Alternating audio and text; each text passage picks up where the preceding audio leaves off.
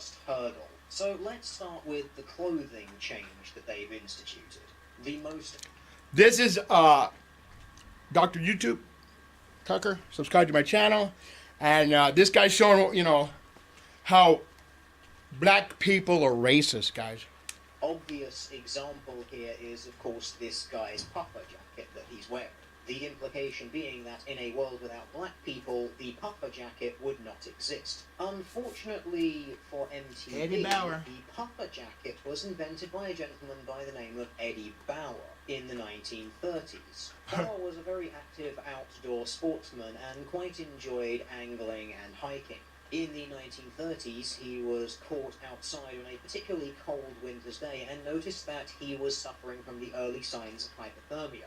Fortunately, he was able to recover from these symptoms. This near-death experience was the impetus that actually made him begin to look at creating a new form of ultra-insulated, lightweight jacket that would be able to stay dry while maintaining its insulating properties, unlike other existing jackets at the time, which tend to be made out of wool, and as such could just absorb moisture and become absolutely saturated, very heavy, and of course freeze when you're wearing them. The Russian military at the time had experimented with filling waterproof jackets with duck down, but found that the feathers would often pull down around the bottom of the jacket and in the bottom of the sleeves. In order to combat this problem, Bauer decided to keep the downing in place by quilting the jacket and creating small diamond patterns that would evenly distribute the insulation throughout the entire jacket, and sealing it off with various rib cuffs and collars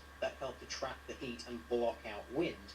In 1936, Bauer began selling his new invention under the name the Skyliner. The Skyliner jacket was massively successful, and in 1939, Eddie Bauer patented the design. Such was the success of the Skyliner jacket that in 1942 the United States Army Air Corps commissioned Eddie Bauer to develop the B-9 Flight Parka, another down-filled parka designed to keep pilots warm at high altitudes, and is a jacket that is so efficient you can still purchase variations of them to this day. So as we can see, without black history, this guy could still have his puffer jacket. As for the shoes issue, I'm not entirely sure how I want to play this one.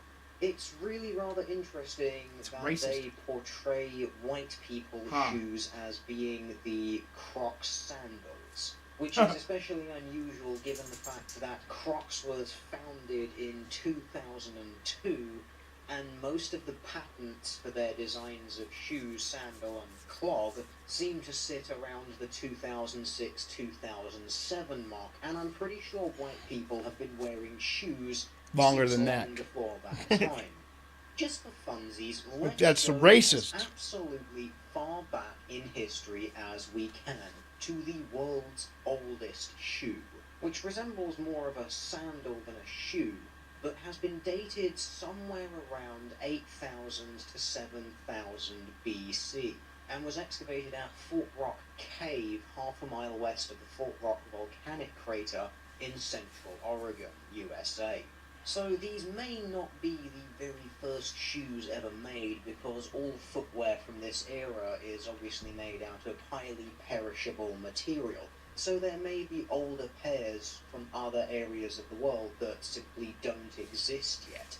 However, because of their geographical location in the United States, we can quite safely say that the current world's oldest shoe was not made by black people. Let's get a little bit more modern and look at the first leather shoe that we have on record, which is from about 3500 BC, and considering they are basically considered to be one of the most embarrassing kinds of footwear to have. When they... Poor people shout, "Stupid! They didn't say they'd only have Crocs."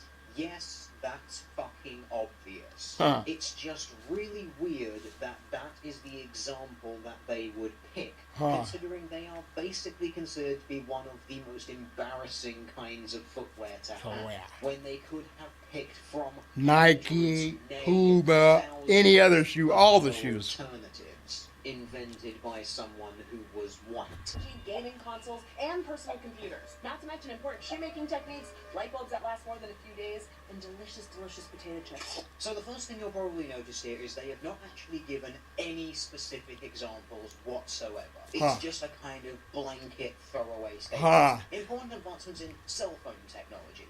Like what in particular?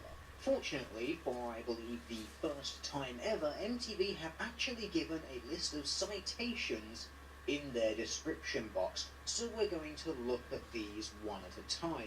First up, without black inventors, our world would have missed out on huge advancements in cell phone technology. Whatever. Okay, Wikipedia it is then. So, James West, the inventor of the foil electric microphone, or more correctly should I say co-inventor of the foil electric microphone.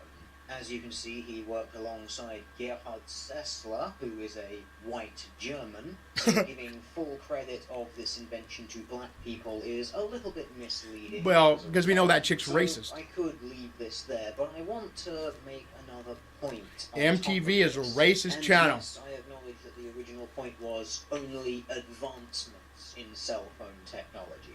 Which is good, because if you want to look at the history of cell phone technology, you will actually realize that the first cellular phone device was invented by a white person.